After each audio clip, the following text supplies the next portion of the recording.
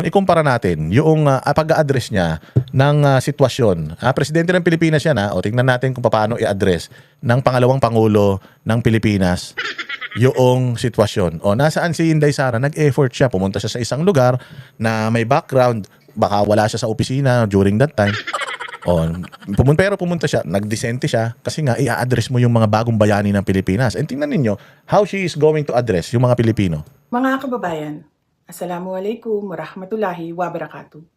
Dahil sa kamakailang paglala ng tensyon at labanan sa ilang bahagi ng gitnang silangan, hinihikayat ang lahat ng Filipino na kasalukuyang naninirahan o naglalakbay sa rehiyong ito na manigurado sa pag-iingat at pagsagawa ng mga kinakailangang hakbang upang mapangalagaan ang inyong kaligtasan. Yan, hinihikayat ang mga Pilipino na mag-ingat. Hindi ka gagawa ng istorya na at alam ko na nag-aalala na kayo sa mga kamag-anak ninyo, huwag kayong mag-alala. Nasa safe sila na lugar. Ha? Putsang ina, binubudol mo na naman yung mga Pilipino. Tingnan mo paano in-address ni Inday Sara ito. Ako po ay nananawagan sa lahat ng mga kababayan natin na maging maingat sa kanilang mga gagawin. Kasi putya, talagang alam mo pagka ganitong sitwasyon, alam mo talaga na walang ibang tutulong sa'yo kundi sarili mo. Yung paghupa ng lahat ng yan, dun lang talaga merong tulong na makakarating sa'yo. Walang due talaga, Iwasan ang mga lugar na may nagaganap na operasyong militar o malaking pagtitipon ng publiko.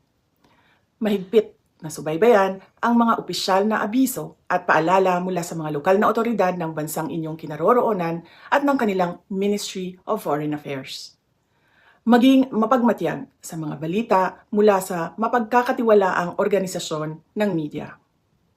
Panatilihin ang regular na komunikasyon sa inyong pamilya, mga mahal sa buhay, at mga pinagkakatiwalaang kaibigan tungkol sa inyong kinaroroonan at kalagayan.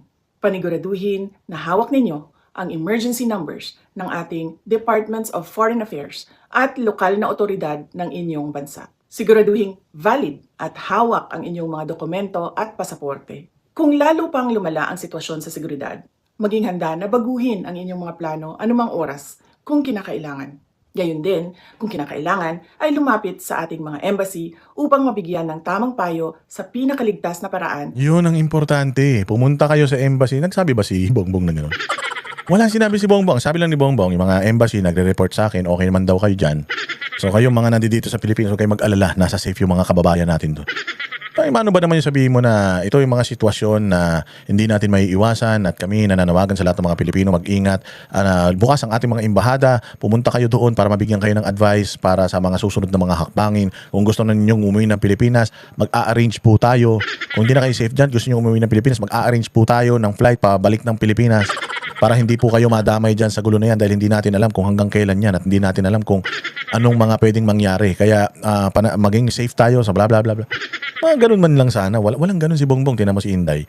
Punta kayo sa embahada, gahawak ninyo yung number, mga passports.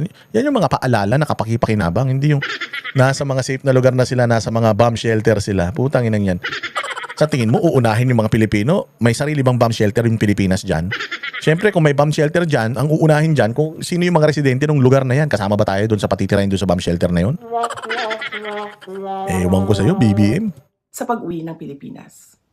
Sa panahong ito, nang walang katiyakan, ang inyong kaligtasan ang pinakamahalaga. Naway patnubayan at ingatan kayong lahat ng may kapal. At ipagdasal natin ang kapayapaan, pagkakaisa at kaligtasan ng lahat ng tao sa Middle East. Syukran.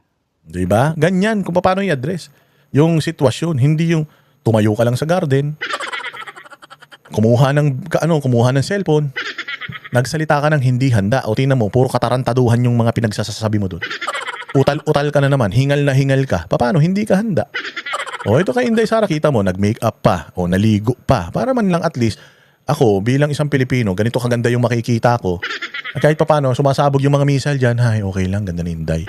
Pero kung yung mukhang kalapate na tuyot, yun nakikita mo, tapos galaw ng galaw yung ulo, walang pa natutunguhan yung mga pinagsasabi, niloloko ka pa, na safe yung mga Pilipino na parang bulletproof lahat, di pwedeng tamaan ng missile. Di ba? Walang iya, ganun lang. Nagdamit lang ng kung ano, nandyan lang sa garden, parang walk up like this lang. Tiyangin yan. Kawawa naman mga Pilipino sa ganyang liga. Oh. Kami ang boses ng masa, hindi natatakot. Katotohanan lang, di kami nalulunod. Walang bahid ng sismis, lahat ay totoo. Kahit sino ka pa, pag mali ka babanatan ka. Walang pinipili kulay, wala kaming kinikilingan. Basta para sa bayan, kami lalaban. Pagdama palakpakan, pag mali banatan. Di matitinag, di matatakot, para sa bayan tuloy ang sigaw. Sa harap ng kamera, walang halong takot. Mga baluktot, lahat kayo'y tuto.